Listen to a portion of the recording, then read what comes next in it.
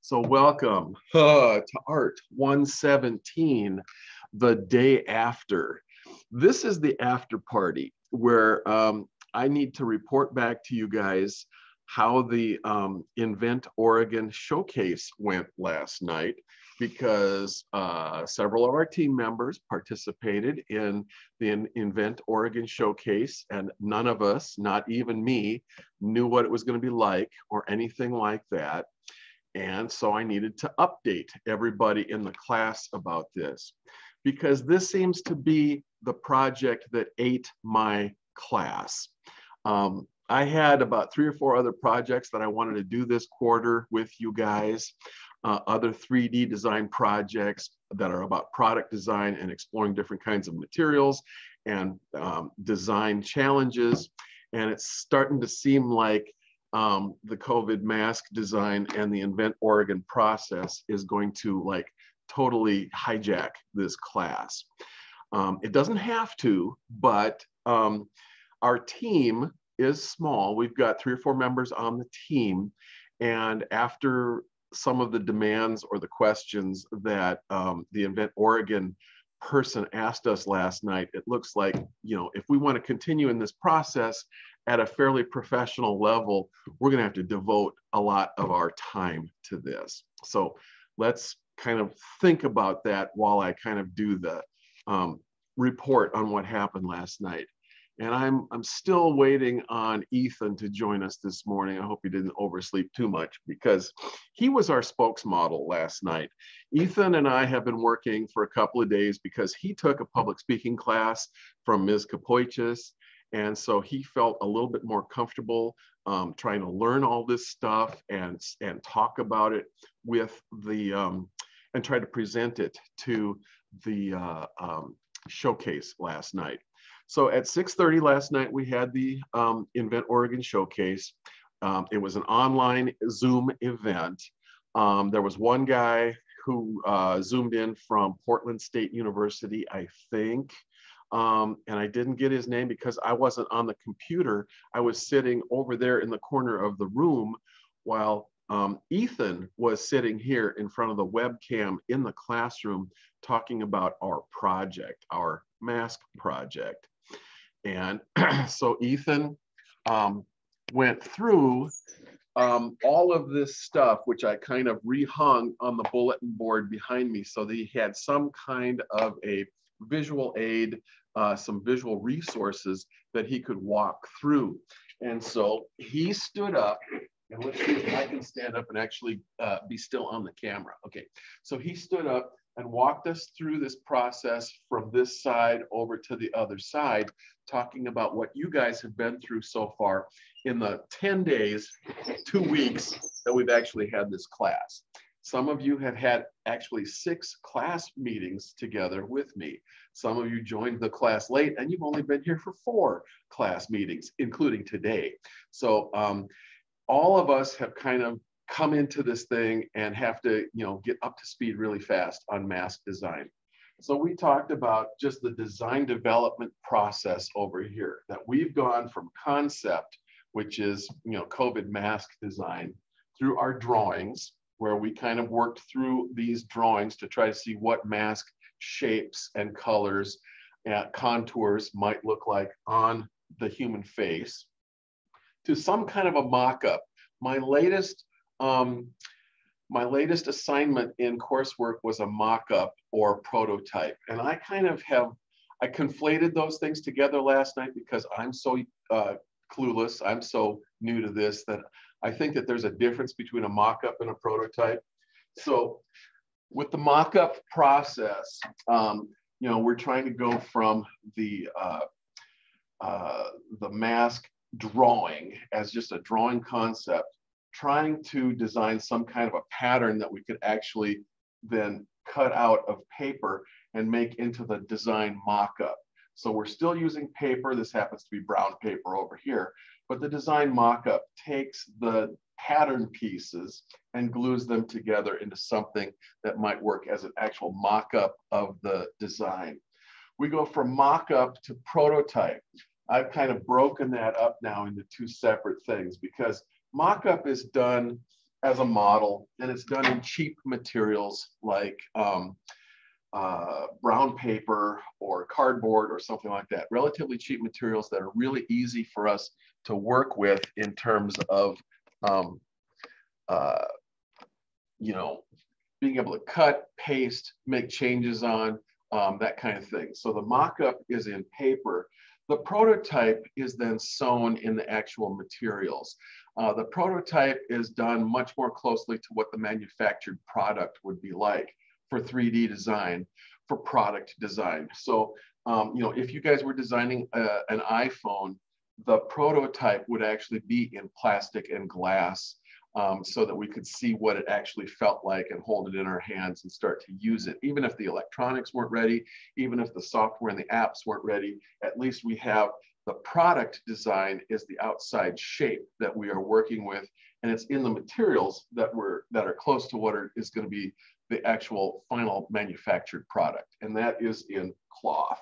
So for us, we are prototyping our design in cloth.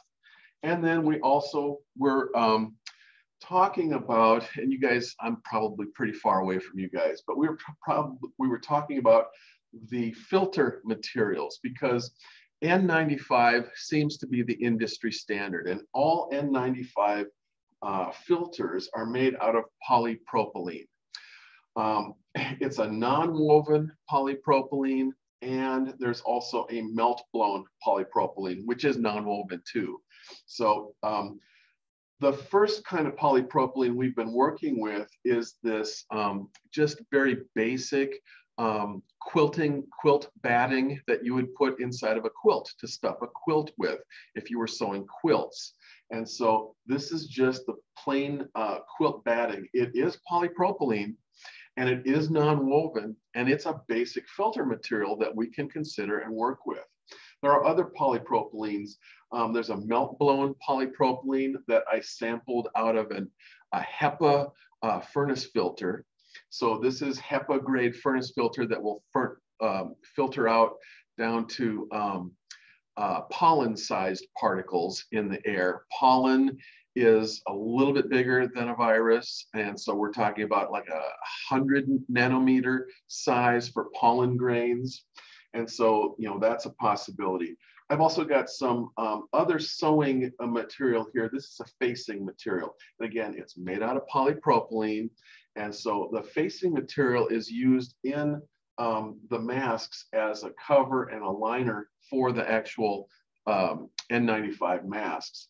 So using the facing as one layer of the sandwich, the outside layer of the sandwich, the bread of the sandwich, and then sandwiching some kind of a non-woven polypropylene batting in the middle is basically how N95 masks are made. And so this was the presentation that we did last night. And then we got a whole bunch of questions about, you know, our design process and how it works and everything like that. I wanted to ask those people who played our game last night to chime in at this point and just let me know, is there anything else that you observed from the process that you'd like to tell the rest of the class about who weren't there last night? You can go ahead and unmute your mic if you've got anything that you wanted to play with. I was thinking, because you mentioned before about the slipping of the nose piece, the top part. What if we instead put, like, I was gonna make a mask prototype to show you this Saturday, but it didn't go as planned. But I was planning on putting some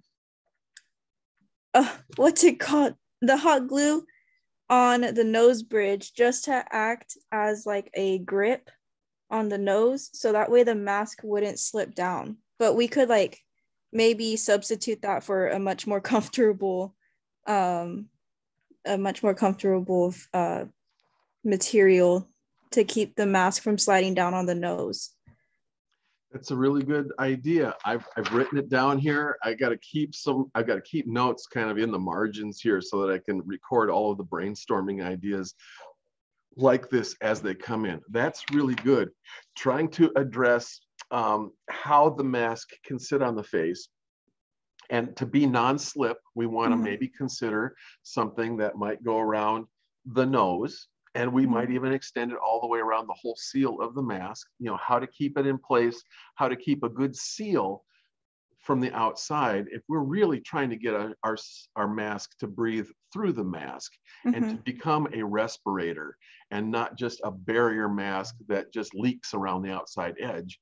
Then yes, your idea about the non-stick, non-slip material on the outside edge of the mask is a brilliant idea, and it's something we should consider.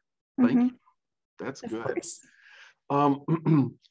I've got more for you guys, and so I've got some screen sharing that I'd like to do today. So if you'll bear with me, I'd like to screen share a few things.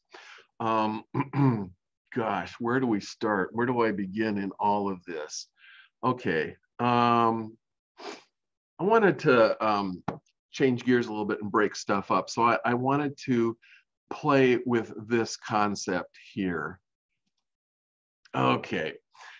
There's this face mask that came out this week. This rapper has worked with a California design company to create the Will I Am face mask.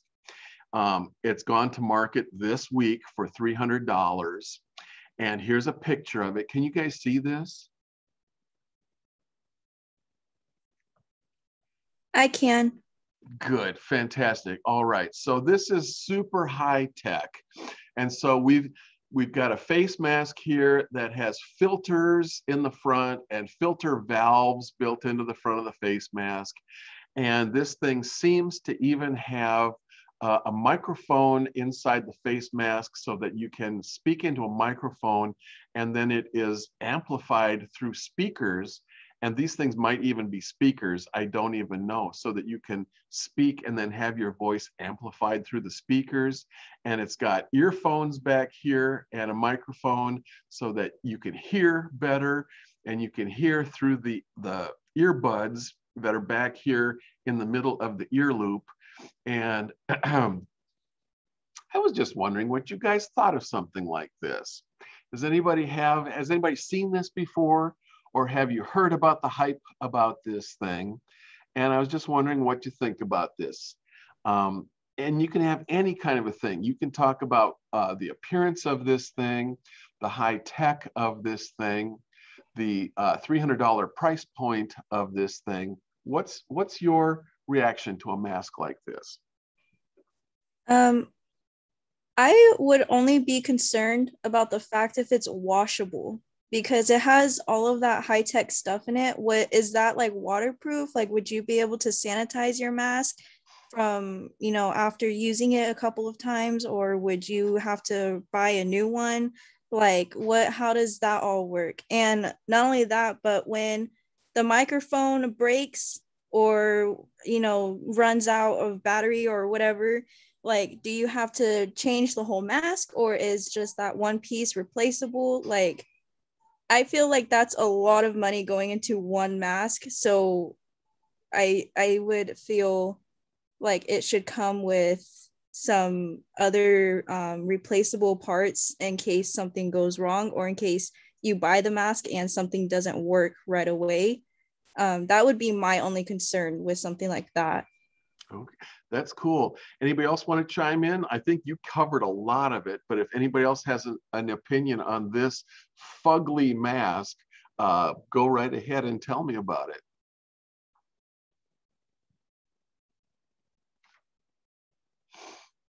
Okay, well, I think that I told you how I feel about it. I think it is fugly. I think it is freaking ugly. This is like the antithesis of what I've been trying to go for, which is minimal. There's a design idea that less is more. and that, you know, the tiniest, least amount of thing, the smallest footprint, the least amount of design that goes into a thing, a product, is usually the best. Minimal products tend to be better than things that are like totally off the wall, overboard and overblown. And this to me seems a little bit overblown, but I want to show you guys, or ask you guys to consider the actual contours of the front end of this mask. You see how it contours on the nose, and you see how the mask then changes contour and runs down in front of the face, in front of the lips, and to the chin, and then kind of wraps under the chin a little bit. And then you see how that plastic piece, the white plastic piece, stops at mid cheekbone and comes down. I mean, basically all of our mask contours are almost exactly the same as these, except with, he's got, you know, multiple layers of different materials, and he's got the ear, you know, the ear loops are much more thick and all that kind of stuff. And I bet you this goes all the way around the back of the head with some kind of a thing that Velcros in the back. So it's a strap that goes all the way around the back of the head. Anyway, for $300, the price point on this thing is way too high for most Americans. So, you know, this has a very limited market appeal. But, you know, it is interesting. It invokes a lot of technology. And in fact, it brings in a lot of tech that has nothing to do with the mask design. I want to switch gears just a little bit here. I wanted to welcome anybody else who showed up here. I'm not seeing you. Okay. I got one more thing to show you, and I want it to dovetail in with that Will.i.am mask design. And it's a little video, and it's just for you guys. So I'm going to share this, and here we go. I'm going to go full screen with this, and we have to play it. Playing jazz. Playing jazz. Smoothie. Making smoothie. Calendar. No meetings today.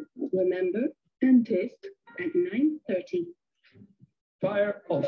Fire off. Open door. Door open. And we're going to do one more. Fire. Open door. Wrong voice command. Open door. Wrong voice command. Open. Open door. Repeat that. Open door. I didn't understand that. Hey, open door. Play on the floor. Get over the door. Open the door. Wrong voice command. Error. Hey, we're right. Open door.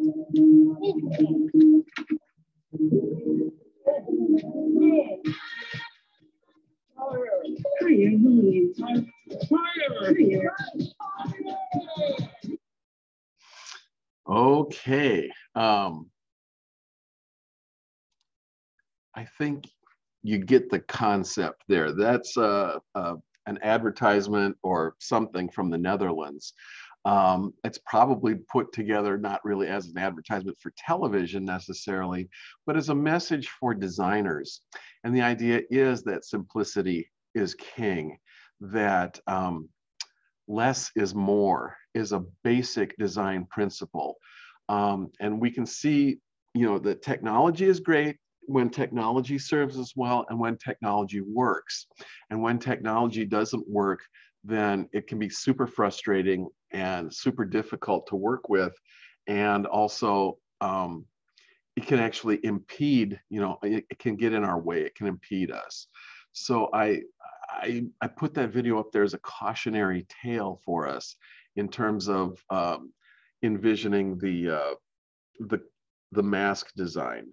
You know, I think less is more, and if we can keep it simple and keep it subtle and keep it very nuanced in the way that this mask works, if we think about the price point of a product being in the $20 to maybe $30 range if it is associated with a designer, If it's associated with a name brand designer, something that is, you know, high-end design like Brooks Brothers suits, or Ann Taylor business fashion for women, something that has a name recognition, you can get another $10 for it.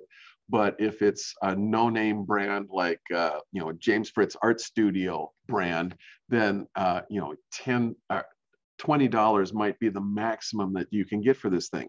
So branding, affiliation with an established known brand is a really important part of this. Couple of the things that they were asking us last night at this thing was, do we have a team name? And so they would like us to come up with a team name. And so that might be something that we have to do as a brainstorming session, and we can brainstorm individually or we can brainstorm together. Do we want to take a couple of minutes this morning to brainstorm a little bit a team name? We could maybe do that. They also wanted us, they asked, does the product have a name? Does this mask have a name? And so again, we have to go through a little bit of a brainstorming process to try to come up with a name for the product that we're going to be selling. Because calling it COVID mask, we could call it that if we wanted to, but is there anything that's more attractive, that's more sexy, that has a little bit more sizzle to it than that? And, you know, is there something that gets to the essence of what the product is about? And can we find a name that's catchy enough so that it helps to sell the product? All of this stuff, I guess, from a business standpoint and from a marketing standpoint is important. If our team has a really cool name, you know, there's a cachet to that. You are more special if you have a really cool name than the SWAC, you know, Art 117 basic design class project.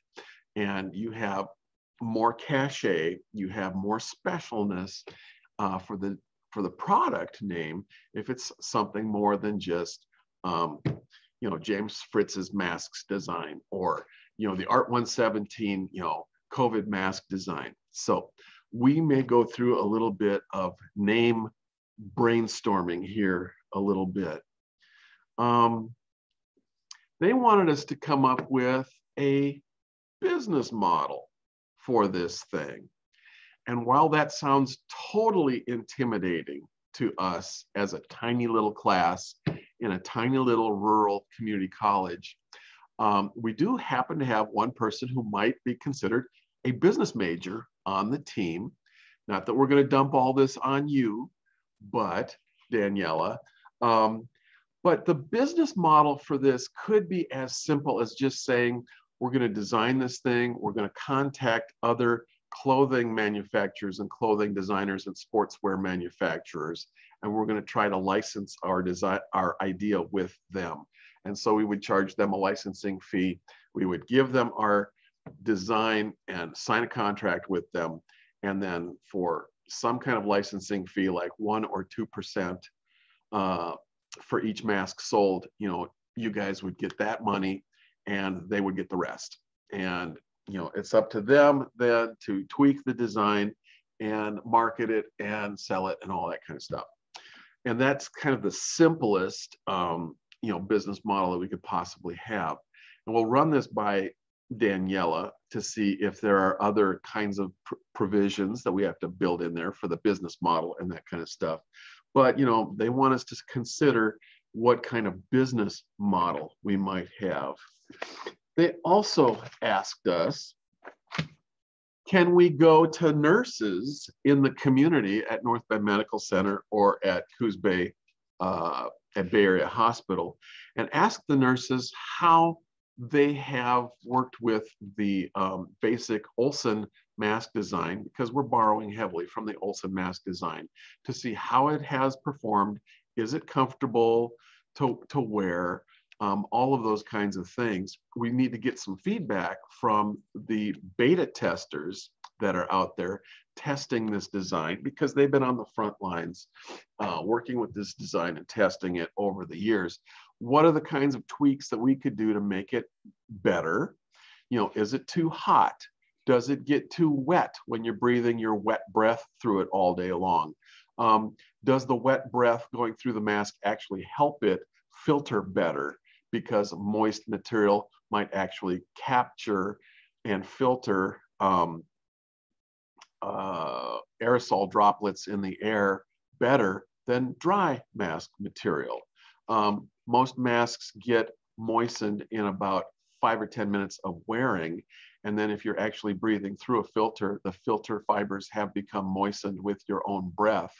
My theory is that the filter fibers become much better at filtering small particles because the fibers are moistened with moisture from your breath that becomes adhesive, and that adhesion quality would make the aerosol particles and virus particles stick to the fibers better than if you were just pushing dry air through the mask, and the virus particles are tiny and small. And do the virus particles actually stick to the mask fiber particles if everything is in a dry system?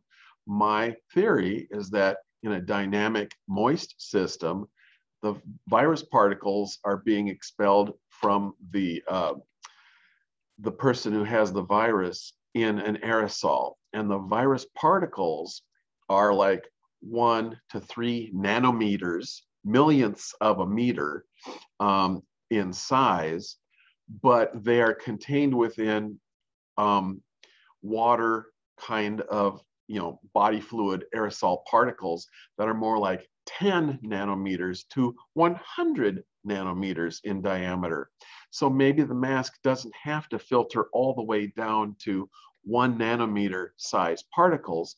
Maybe the mask can do just fine filtering at 100 nanometer or even 300 nanometer size particles, because the viruses are contained within a water droplet aerosol. And so if that water droplet, you know, comes in contact with a mask fiber filter element, then it sticks to the filter and then it doesn't come through. See, these are all the things that they were asking us last night about how our mask works, and they want us to research these performance kinds of things for the filter to see whether we actually can get away with something that's less than an N95 filter element inside the mask, and, you know, to what extent the filtration would be effective against the virus. My hypothesis, my theory, is that we could get by with something far less filtration oriented and difficult to breathe through than N95, that we might be able to do something that's like N50, you know, something that you know, filters 50% of nanoparticles through the mask.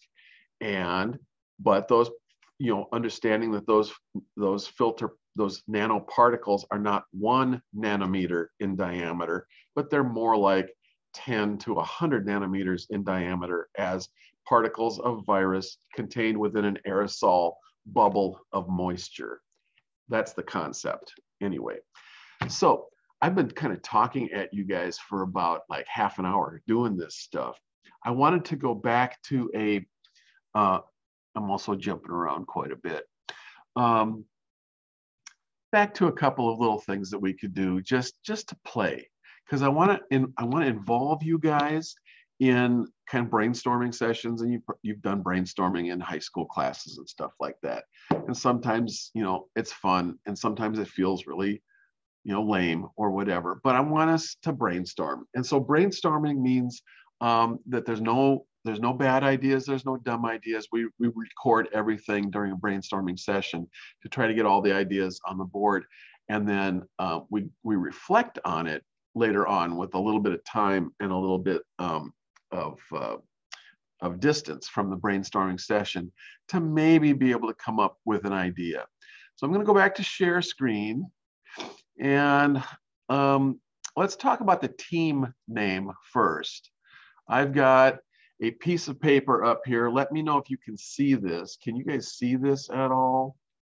And when I changed the size of it and moved it around, can you see this, this Word document up here? I can. All right, so basically we're gonna be brainstorming a team name. And so I'm gonna try to type, and I'm a lousy typist, so I'm gonna try to type as fast as I can, team names. And I've done a little bit of brainstorming over coffee this morning before I got here. And so just concepts that come to mind. We are on the Oregon coast. We're in Coos Bay. We're at Newmark Avenue. Cool things that are possible around us that we could come up with a team name for or something like that would be tsunami, because that's a powerful thing.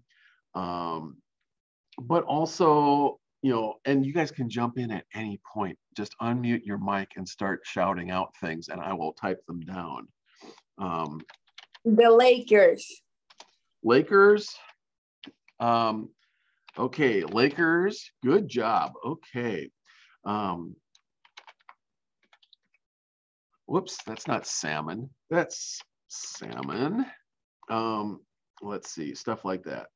I wish I could figure out how to do this in 2 columns, because I wanted to kind of have like another column over here. So I'm just going to come over. Whoops! I'm just going to come over here and start a second column, and columns of things that are like cool, designy, artsy kinds of words that are kind of dynamic, dramatic. And so dynamic is one. I'm going to come over here. And Would it be weird if instead our team members tried to like combine our names, like maybe our last names or our first names, to create like a new unique name? You could do last names or first names. Let me just, I'm gonna, nothing is weird. This is a brainstorming thing. Last names, first names. First, I just can't type. That's my only problem. The one thing that I did not learn in high school is kind of keyboarding, which is kind of a thing. So, whoops. So anyway, I'm going to try to do stuff like this. What else? So I'm going to keep on just kind of, whoops. I'm going to keep typing artsy kinds of words in this second column here. And then one way that you can do this is, you know, choose something from column A and something from column B. So you could go Oregon Coast Studio. You could go, something like that. Tsunami. What I got to get a few more things down here first. Creations. So you can choose one from column A, or you can choose one from column B. Kind of like DreamWorks. The name DreamWorks is dream and works, and they morphed them together. You can also reverse the order on the names. And so you could take something from column B and put it in front of column A. So you could go Studio Coos Bay. You could go Studio Newmark. You could go, Motion Wisdom, Creation Lakers, Salmon Studio, Oregon Coast Illusions. You can combine and recombine this stuff any way you want to. So having said all that, and maybe I'll just try to get a little bit more stuff going on here for you guys, because that's what I do.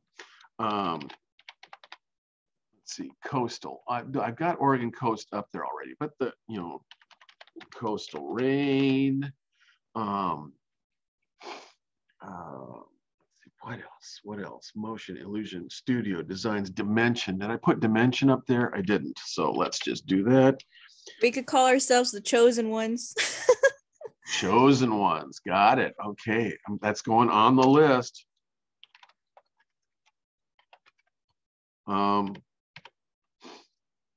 you could call yourself, you know, hijacked, because your class kind of got hijacked here. You know, hijack studios. Because this stupid project hijacked our whole class out from underneath of us. I put wisdom up there. The name Sophie is actually Greek. Sophia is actually Greek for wisdom. So we could be Sophie Studio too. Just to let Sophia, do I have a Sophia in this class? Do I have a Sophie in this class? I got a Josephina in this class. We're close. So Sophia or Sophie would be a name that means wisdom. So Sophie Designs, Sophia Designs, Studio Sophia could possibly be a name too. What about Lightning Studios? Because we had to do this in like 10 days. Lightning, you're on this. This is good. Lightning. Okay. Lightning. Does it have an E in it? I can't remember. Lightning. Okay. It's spelled Lightning. Oh, you got it. I am glad we have a spelling bee person here. This is wonderful. Sandstorm, Sandstorm Studio. Are any of you guys sand people? Do you guys like to ride ATVs out on the dunes or anything like that? I did it once and it made me sick. Okay, we may not go there. But anyway, we live on the Oregon coast, or at least our college is located here, and it's stormy. We get winter storms here. We don't really get hurricanes or anything like that. I had to stop this phone call coming through. So there's all of that. You can pull your name from the place that you're in, the experience that you've had, and try to combine it with all of these artsy kinds of ideas of dynamic or studio or design. I mean, I forgot to put the basic one in here, design, D-E-S-I-G-N. So, you know, these are the ways that we could just come up with a team name. And there's more. So I'm going to save this and move out of this document for now. I'm going to copy this and send it out to everybody so that you can add to it and we could play with it maybe over the weekend and then come back and try to come up with a team name maybe on Monday or something. I wanted to brainstorm with you guys, and please, if anybody still has an idea, say it out loud so I can write it down here. And oops. And then we can kind of let this gel and simmer on the back burner a little bit, come revisit this on Monday or something. It doesn't have to be done by Monday, but by the end of the month, by the April 25th is when we're going to have our semifinal. What was that thing called last night that we did? Invent Oregon's Showcase. We're gonna be in another showcase, and it's going to be regional, hosted by Portland State University.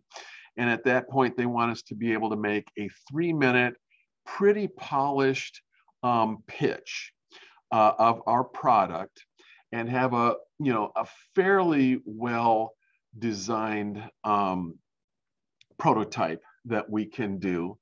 And they would like us to be able to maybe be able to play a piece of 3-dimensional software that illustrates the product in a moving video kind of a style that turns the head, of a model wearing the product, and then being able to like peel off the layers of the product to reveal the filter underneath the cover, and then peel off the layers of the filter to reveal those layers, and then peel the filter back so that we can see what the liner looks like as it goes over the lips and how we breathe through this thing.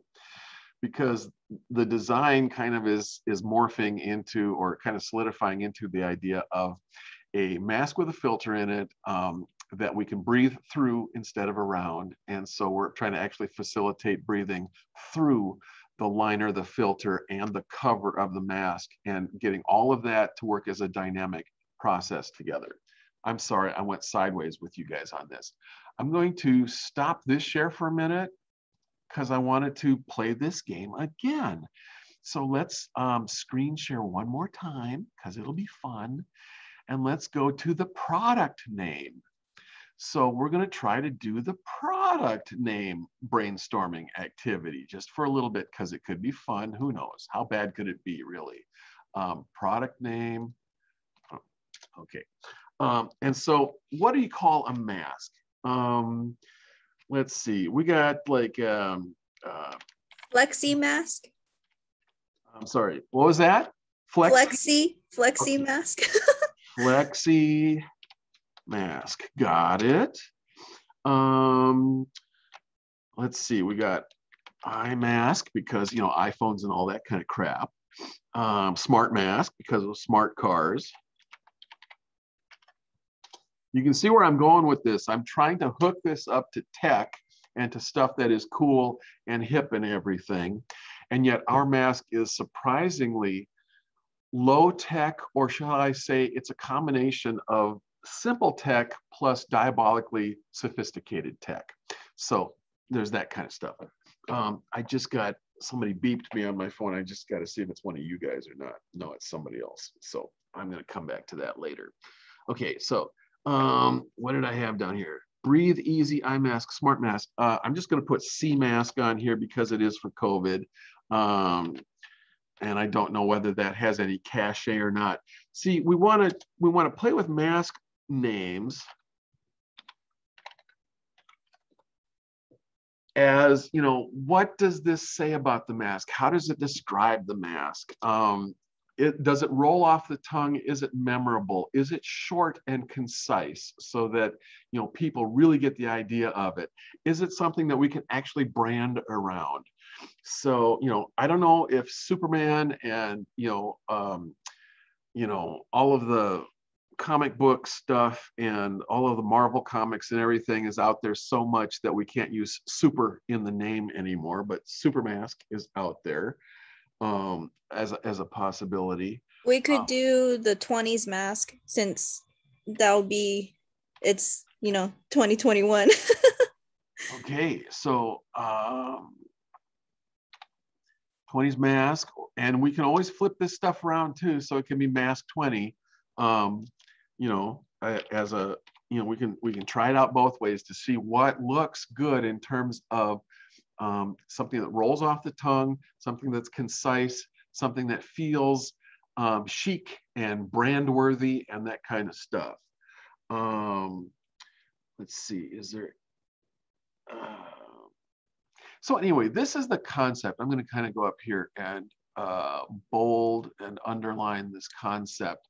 So again, this is a brainstorming activity where we're trying to come up with a name for our product, and the name should kind of reflect the product a little bit, but it can also try to evoke the essence of the product, the coolness of the product, and the hipness of the product. And so you could also say cool mask or hip mask or whatever. I mean, I'm just what is hook you up mask? I don't know.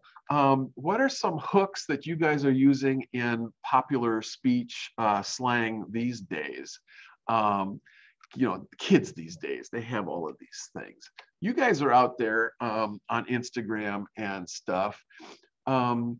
You're listening to hip hop music, you're listening to all of this kind of stuff. You've got the influences. Can you pull from popular culture any kind of a term or word, like twerk? Can we call it the twerk mask? Oh no. No, I'm just saying though that so there's a song that I actually listened to, and yes. It's called The Astronaut. So we could call it the astronaut's mask or something. Okay, astronaut mask. Let's astronaut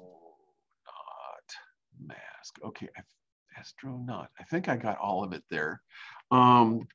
Okay, so whoops.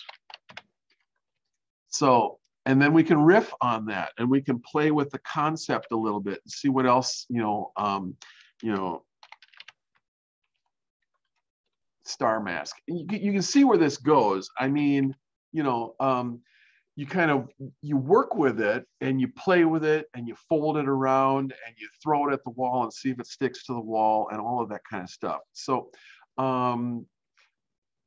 that's the concept. Anybody else, anything come to mind that, you know, you unmute your mic and just, you know, shout it out. And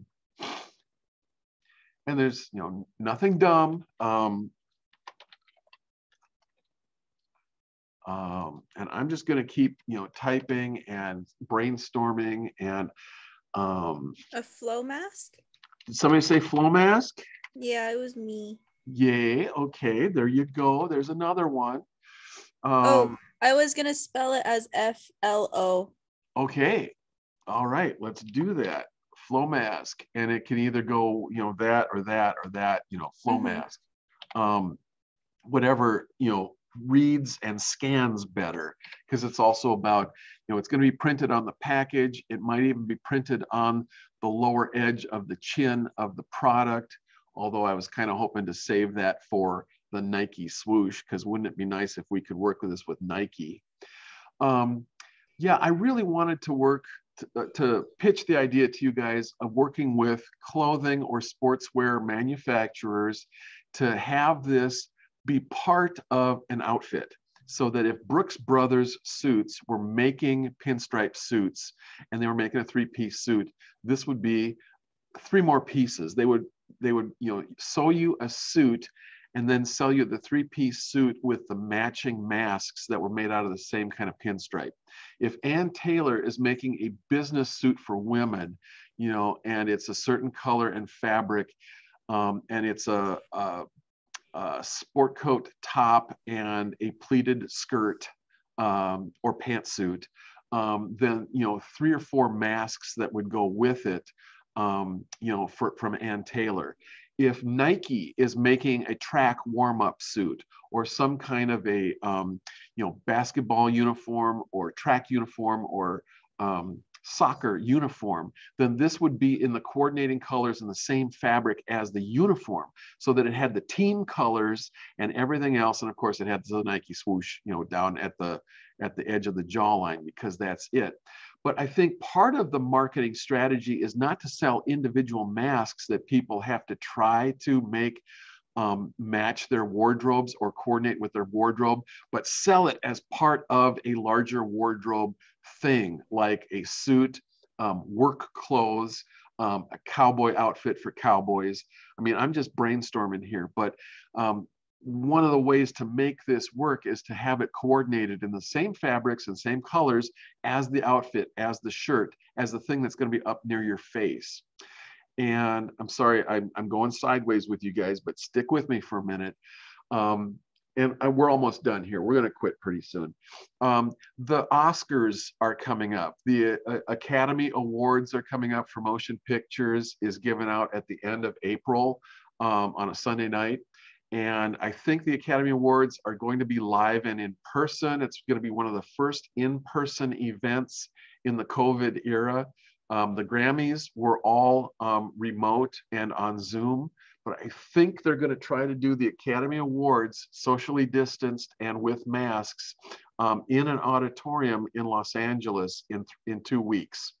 So we want to watch the Academy Awards and see what the designers have done, because all of the people involved in these movies, the stars, the directors, and everybody else will be there, and they will be in formal attire. The men will be in tuxedos and the women will be in formal gowns. And this gives all of the designers in Los Angeles the opportunity to design masks to go along with an outfit. So for the first time, we're going to be able to see people in pink chiffon dresses with a matching pink chiffon COVID mask. We're going to see people in black tuxedos with a matching black mask that matches exactly the fabric in the tuxedo. Or the designers might take the cue from the white tuxedo shirt. And so a guy in a tuxedo with a bow tie might have a white mask on, maybe with a black accent piece that picks up on the idea of the white tuxedo shirt with the black tie. So I think that the Academy Awards and the Oscars will signal for the rest of the country and the rest of the world that there is life after COVID, and that masks are going to become a coordinated part of people's wardrobe. And for the first time, they're going to be actually able to see that illustrated by their stars wearing all of this stuff on the red carpet and in the awards ceremony. So put that in your back pocket and think about that as that event, as the Oscars comes up on worldwide television here in about 2 weeks. I don't know if any of you guys watch the Oscars or care about that stuff, but that's a thing too. I have one more name. You got a name. Let me go back to screen share. I got to go Sorry. find it. Okay, so where was my, was I in here? No, I was here. I didn't want to interrupt you while you were speaking. I'm sorry, I was riffing. You're good. You go. Okay, you tell me. Okay, so we could call it the 4U mask, the number 4 and then the letter U. Got it. 4U mask. I love it. I love that idea. That is cool. And I love any of those kinds of abbreviations that you can do. If you can do those kind of vanity license plate abbreviations, that's kind of a hip 21st century thing. That works for me. That's beautiful. Was that Maddie who said that? Yes. Good on you, Maddie. That was really good. All right. I'm back looking at you guys and the list here just to see if anybody else showed up. So Kelsey's here. I showed up a little late. Kelsey, you're good. You're welcome. It's good to see you. I was going to say something, but I just let you talk. Okay, so thanks for letting me know. And if you missed any of this, you can catch it on the YouTube video. And I don't know if you guys are actually logging into those videos or not, but in my Laker link, in the e-learning shelf for this class, Art 117, over on the left side of the screen, there should be the YouTube class recordings at the bottom of the list of tabs for this class, like, coursework, main page, attendance, all of that kind of stuff. I don't use half those tabs, but I use the YouTube class recordings tab. And so that's where I'm putting all of the links to all of these videos. In case you hadn't found it yet, I wanted to let you know that that's where it is. So I'm going to try to send out these brainstorming sheets to you guys in your email so that you can just kind of play the game a little bit, brainstorm this thing. Otherwise, the assignment that we're currently working on is the mock-up or prototype in paper. I'd like you guys to try to prototype some kind of a COVID mask on your own that would actually fit on your face full size and glue it up as a paper project to try to fit. If you are already able to sew stuff and cut and sew and use patterns and stuff like that, you can skip the mock-up process and try to mock up your project as a prototype in fabric if you want to. It looks like we're going to be playing with this project for at least another week or two. And I still have to kind of come to terms with what we're going to do for the next week or two as a class together. But over the weekend, please finish up your mock-up and work on these brainstorming ideas a little bit. And then we're going to come together and try to figure out how to proceed from this point going forward on Monday. Thank you for, again, drinking from the fire hose that is my mouth. And, hopefully, we can figure this out because we are building the airplane as we're flying it, both for the class and also for the project. So I thank you for just kind of holding on for dear life while this bucking bronco is working underneath of us. I think I'm going to wrap it up for now. So are there any questions before we go? I wanted to make sure that you guys have a chance to ask me anything before I go. I've got Maya's mask over here. And if Maya wants to come in, and get her mask so that you can actually wear your mask, you can come by and get it today. This is your brown mask that we sewed up for you. So you can come and get it if you want, or you can leave it here as one of our prototypes, one of our working prototypes right now. All right, that's going to do it for today. Thank you so much. Have a really good weekend, and I will see you guys on Monday. Bye for now.